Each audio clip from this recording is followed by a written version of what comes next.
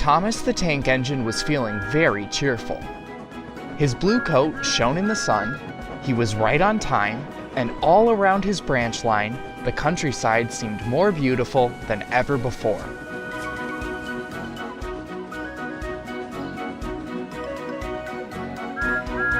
"Good morning, Percy," he whistled. "My branch is the pride of the line. Wouldn't you agree?" Yes, Thomas, of course," stammered Percy. But what, Percy? Out with it." "Well, there is another engine with a famous line, too." "Who? Where?" exclaimed Thomas anxiously. "His name's Stepney. He's from the Bluebell Railway, but he's here on a visit right now. Maybe you'll get to meet him." And Percy hurried away. Meanwhile, Stepney was telling Edward about his escape from scrap.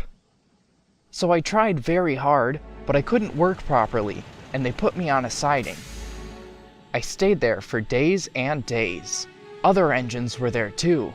I was afraid." "I'd have been frightened too," said Edward. "But then some workmen came. They mended me and even gave me a new coat of paint. I couldn't understand it till my driver came. He was very pleased. 'Stepney, you lucky old engine,' he said. 'You've been saved. The Bluebell Railway has bought you.'" "What a lovely surprise," smiled Edward. Stepney paused. "I shouldn't say this," he went on, "after everyone's been so kind, but our line is very short, and I never get a good long run. I miss them dreadfully." "Never mind," said Edward. "Perhaps you'll get some while you're here." Stepney said goodbye to Edward and then returned to the big station. There, he helped Duck shunt coaches in the yard.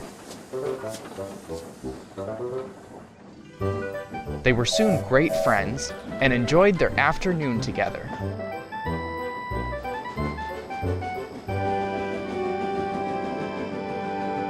Thomas arrived before they'd finished and stayed till it was time for his last branch line train.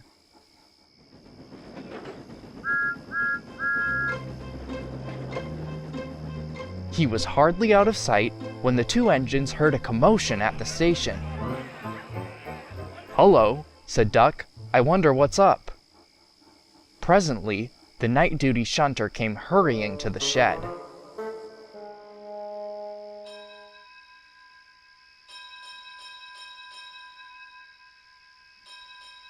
The bell in the signal box on the branch line rang an unusual code. The signalman was puzzled. He telephoned control. "A special, is it? I see." Thomas was impatient. "Why are we waiting? My passengers are being delayed." "Sorry, Thomas," said his driver. "We're being shunted to allow another train to pass."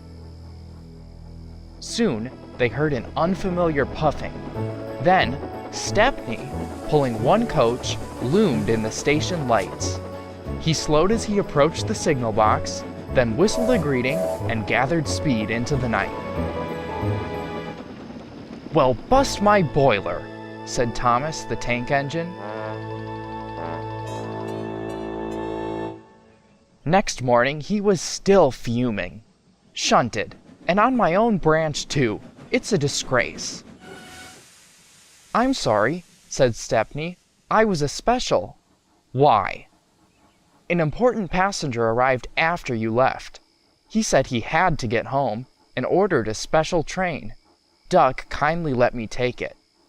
We had a splendid run, no record-breaking, of course, but—" "Ah, well," said Thomas modestly, "perhaps when you know the line as I do—" "Exactly," put in Stepney. "You're such an expert." Thomas, flattered, forgot he was cross, and told Stepney all about his branch line.